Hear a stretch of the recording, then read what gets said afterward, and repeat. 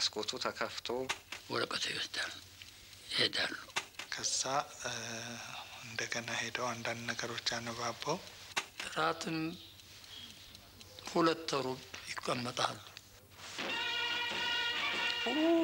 ምን ወሰናለው? ኢትዮጵያዊ ዜጋ መሆን ትልቅ የማይገኝ ክብር ነው። ለምሳሌ ህንዶች አሜሪካን ሀገር ለመግባት 5 ዓመት ኮታ አለ። የነሱ ኮታ 5 ዓመት ወደፊት ተሞልቷል። ስለዚህ ህንድ የተባለ ሁሉ እቺ ክፉ ሴትዮ ከዛ እስክትወጣ ድረስ አማርኛውን እያጠና እያነበበ እየጻፈ ቆንጆ ጽፈት እያረገ መጥቶ ዜግነት ይቀበልና የኢትዮጵያ ኮታ አንድ ኢትዮጵያዊ እስከ 1966 የአሜሪካን ሬከርድ አሁንም ቼክ አድርጌያለሁ።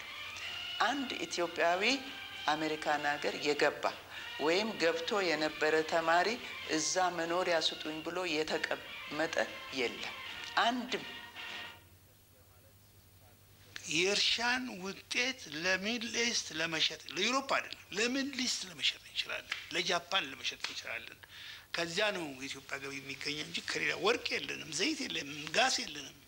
በዶማ በሞፈር አርሰን ምን ጊዜም ራሳችንን ልንችልና ለውጭ ለመሸጥ አንችልምና የኢትዮጵያን እርሻ መካናይዝ ማድረግ አለብን እና በሳቸው ጊዜ ብዙ ትልቅ የመንግስት እርሻዎች ተጀመሩት። አዋሳ ያን ጊዜ ነው፣ አባድር የተጀመረው ያን ጊዜ ነው። ትልቅ እርሻዎች ተጀመሩት። ኦማራ እንኳን ጀምረዋል። ታቱ ይልማ ኢኒሼቲቭ ነው። ያን ቴክኖሎጂው አሁን የእርሻው ልማት በጣም ከፍ እያለ ሲሄድ የመሬት ይዞታው ሲስተም ስላልተለወጠ ብዙ ችግር ተፈጠረ።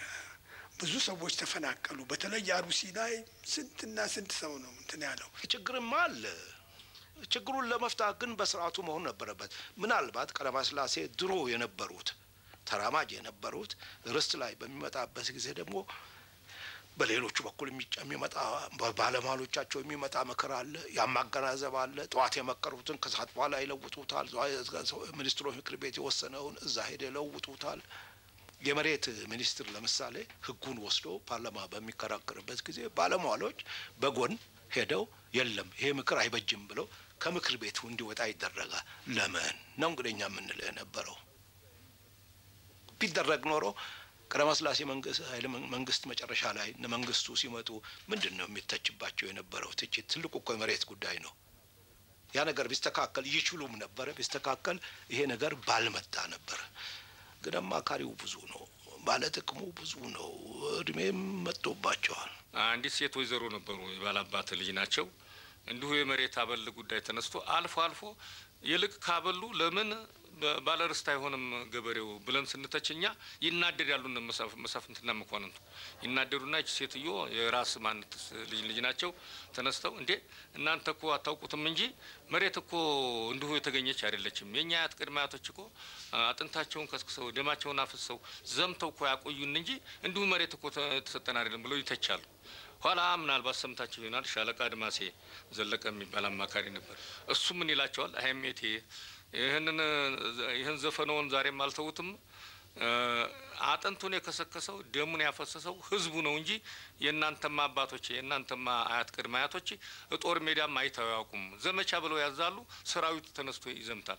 እሳቸው ግን አረንጓዴ ድንኳን ውስጥ ሆነው ጠጅ እየጠጡ እጭን ገረዳቸው ጋር ይላፉ ነበር እንጂ አንድም ጊዜ ጦርነት አላዩም። ደሙ የፈሰሰው የዚህ ሄደው ነው የዘማቹ። ግን ሲመለሱ አጥንታችን ተከስክሷል፣ ደማችን ፈሷል እያላችሁ ያንን ደሙ የፈሰሰውን ቀምታችሁ በኃይል ብቻ ይዛችሁታል። ወጣቱ ደግሞ በዚህም ጊዜ መሀል ላይ ደግሞ አዲስ ኃይል ሆኖ በሚመጣበት ጊዜ እርሱ ደግሞ የሀገሩን ሁናቴ አውቆ በሀገሩ ችግር ላይ ለሀገሩ ችግር መፍትሄ ለማምጣት የሚያስበው አመለካከት ሌላ ነው። መሬት ላራሹ ነው የሚለው። ይሄ በዛን ጊዜ ብዙዎች ባለርስት ሆነው ይዘዋል የሚባሉት የተወሰኑ ናቸው። የተወሰነ ሁኔታ ነው። ግን መላው የኢትዮጵያ ችግርም አልነበረም። ቀዳማዊ ሥላሴ ቢፈልጉ ይሄን መፍታት ይችሉ ነበር፣ አልፈቱትም። አንዱ እንግዲህ የሚታቸው በሳቸው መንግስት ላይ ይሄን ሊፈቱ ሲችሉ አልፈቱትም። ስለምን? ራሳቸው ባለርስት ናቸው። የሚባል ሀሜት ነው እንግዲህ ያለው። በተማሪ በኩል ደግሞ መሬት ላራሹ እያለ የመስኮቦችና ሌሎቹ ነገሮች እንትን እያየ የሚናገረው ደግሞ ይህን ያህል የበሰለም አይደለም።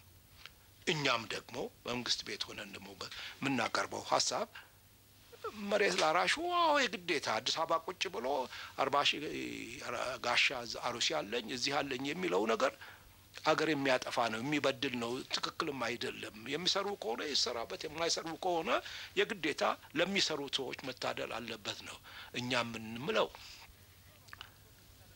ሁሉም ባለ ርስት ይሁን ነው። ወጣቱ ደግሞ የለም ባለ ርስት የሚባል ነገር ይጥፋ ነው።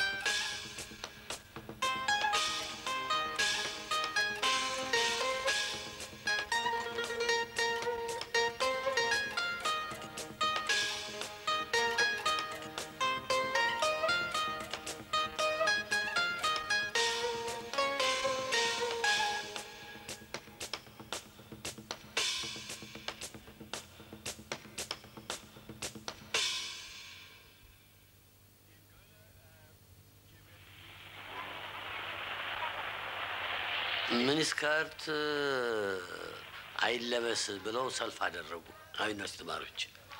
ይሄ ነገር እንዲከለከል እንዳይለበስ ብለው ማስታወቂያ ወጡ። እናንተን አያገባችሁም ተባሉ። ተነሱ። ሲነሱ ግን ያሳዝናል። አንደኛ ደረጃ፣ ሁለተኛ ደረጃ ኮሌጆች ተነሱ እንዳሉ። ሰልፍ በየቦታው ሲሆን አውቶቡስ ይሰብራሉ። አውቶቡሱን በተለይ አንበሳ የተባለውን ጨርሰው ጥቅም ውጭ አደረጉ።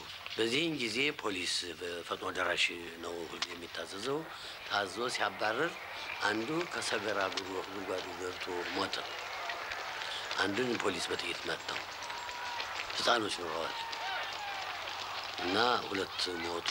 እርግጥ ጸጥታ ተደረገና እንግዲህ ቤተሰብ ሀዘንተኛ ነው፣ መንግስት ራሱ ሀዘንተኛ ነው። ጃኖ ያዘኑና በጉባኤ ቶሎ ይውት ይሄ ነገር እዚያ ተሰብስበን ስናጠና ጎትዋቾቹ የተማሪዎች ማህበር አለ፣ ትልቅ ዩኒቨርሲቲ ተማሪዎች ማህበር። የዚያ ፕሬዚዳንት አለው፣ ምክትል አለው፣ ጸሐፊ አለው፣ ብዙ ድርጅት አለው። እነሱ ናቸው እንግዲህ ይህንን ሌላውን ሁሉ እንዲቀሰቀስ ያስደረጉ ተብሎ በሞቱት ልጆች የሚጠየቁት የነሱ ናቸው።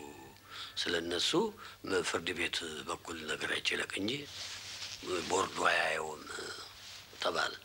ሁለተኛ ደግሞ አባል የሆኑት የዚያ አባል የአዳሪነት መብቱ እንዲነሳው። ሶስተኛ ደረጃ ደግሞ ዋና ባለስልጣኖች በፍርድ በኩል እንዲጠየቁ ለሞተው ነፍስ ኃላፊ ናቸው። ሁለተኛዎቹ ከትምህርት እንዲወገዱ ሁለተኛው ደረጃ ብለን ወሰን። ይህን ለመወሰን 9 ነን የቦርድ አባሎች መስማማት ጠፍቶ ጠዋት እስከ 8 ሰዓት ድረስ ዋል ስንከራከር። ጃንሆይ ቢሸፍቱ ናቸው፣ ቸኩለዋል ውጤቱን ለማየት።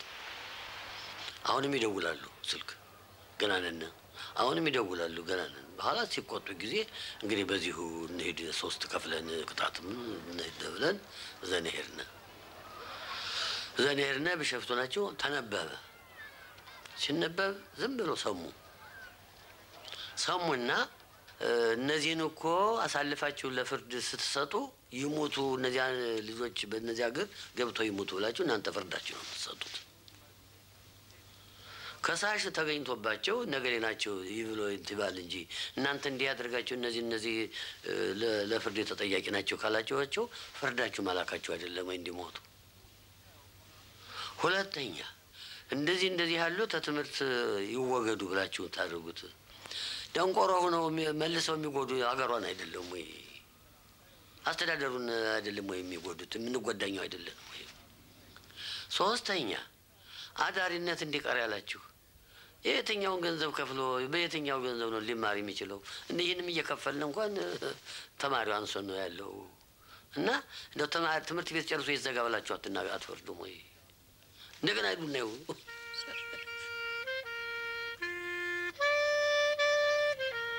እንግዲህ እዛ ጊዜ ድብቅ ነው።